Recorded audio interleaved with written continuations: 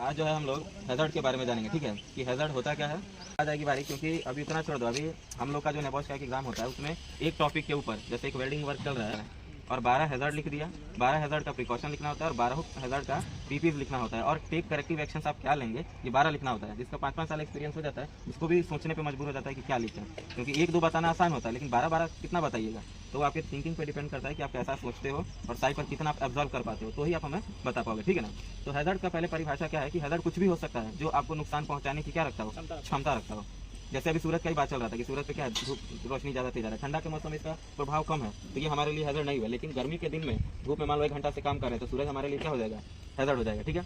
अभी मान लो ये रास्ता हमारा प्लेन बना हुआ है तो ये हमारे लिए हैज़र्ड नहीं, लेकिन यही रास्ता अगर ऊबड़ खाबड़ रहता, सही से रास्ता नहीं रहता, जैसे साइड पर बहुत सारा मटेरियल बिखरा हुआ है तो ये सब चीज़ें हमारे लिए क्या हो गया, हैज़र्ड हो गया, ठीक है ना। ऐसे ही साइट पे भी काम करोगे तो बहुत सारी हैज़र्ड आइडेंटिफाई हो जाएगा अलग अलग वर्क का, ठीक है ना। तो हैज़र्ड को जो है जनरली 5 प्रकार में देखा जाता है, ठीक है ना।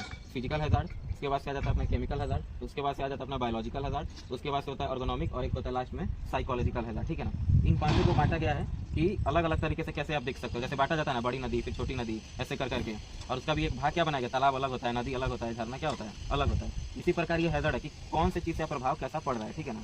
जैसे कि हमने अभी साइट के बारे में बताया, तो साइट में भी कोई भी चीज़ आपको नुकसान होगा, हार्म पहुंचेगा तो किसके अंदर आएगा, वो फिजिकल हैज़र्ड के अंदर, क्योंकि गिरोगे चोट लगेगा तो कहाँ फिजिकली रूप से आपको क्या हो रहा है, नुकसान पहुंच रहा है, ये हो जाएगा फिजिकल हैज़र्ड, ठीक है ना। दूसरा होता है केमिकल, जैसे हम लोग पेंट करते हैं, थिनर का यूज़ करते हैं, डीजल का यूज़ करते हैं, ठीक है ना। तो अगर उससे आपको कोई नुकसान पहुंच रहा है, मान लो आगे पकड़ लिया या आपने इनहेल कर लिया या स्किन पर कुछ प्रॉब्लम हो गया तो सारा किससे आप एक्सपोज हुए, केमिकल के माध्यम से, ठीक है ना। तो केमिकल हैज़र्ड हो गया। अभी उसके बाद से आ जाता है अपना कौन सा, बायोलॉजिकल हैज़र्ड। बायोलॉजिकल हैज़र्ड कहने का क्या मतलब होता है कि जैसे कि अभी देखो किसी को अगर बीमारी है तो उससे हम लोग क्या करते हैं, डिस्टेंस मेंटेन करते हैं। जैसे अपना कोरोना था, क्या था, वायरस आदान प्रदान हो रहा था एक से दूसरे के शरीर में, तो साइड पर ये भी चीज़ होता है कि किसी एक को अगर बीमारी है तो उसे साइड से निकाल देना ही चाहिए या उसे बहुत डिस्टेंस मेंटेन करके रखना चाहिए, क्योंकि वो क्या होगा, एक आदमी से वो सब में क्या होगा, वो फैलेगा, ठीक है ना। तो ये आता है अपना बायोलॉजिकल हैज़र्ड के कैटेगरी में। ऑर्गेनोमिक हैज़र्ड क्या होता है, ये आदमी बहुत बताने के बाद भी आप लोग नहीं समझ पाते। ऑर्गेनोमिक हैज़र्ड जैसे यहाँ से कोई भी मटेरियल आप उठा के यहाँ से लेके 1 किलोमीटर या 10 मीटर जितना दूरी पर जाना हो, आप सही तरीके से लिफ्टिंग नहीं करेंगे तो क्या होगा, वो बॉडी में पेन आएगा, बॉडी में क्या होगा, मस्कुलिनस पेन होगा आपको, तो आगे चल के क्या हो जाता है, और भी दर्द करने लगता है। मतलब बॉडी में किसी भी प्रकार का अगर पेन हुआ कि आगे चल के फ्यूचर में कुछ प्रॉब्लम हुआ मटेरियल हैंडलिंग के दौरान, तो सब किसमें आ जाएगा, ऑर्गेनोमिक हैज़र्ड में, ठीक है। लास्ट में आता है साइकोलॉजिकल हैज़र्ड, ठीक है ना।